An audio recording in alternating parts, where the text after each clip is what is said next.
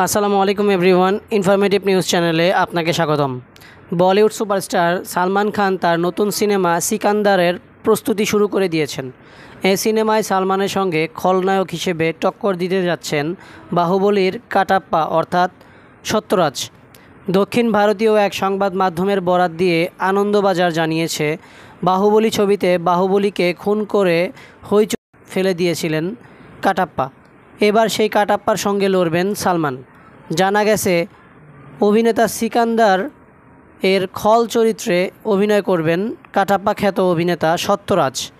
ছবির ঘোষণা হওয়ার পর থেকেই প্রশ্ন ছিল, কে এই ছবিতে খলনায়কের চরিত্রে থাকবেন, কাকে দেখা যাবে সালমানের সঙ্গে লড়তে। অবশেষে জানা গেল, সত্যরাজকে দেখা যাবে এই চরিত্রে। কঠোর নিরাপত্তার মধ্য দিয়ে চলছে সিকান্দার সিনেমার শুটিং। তবে শুটিং ফ্লোর থেকেই ফাঁস হয়েছে ছবি।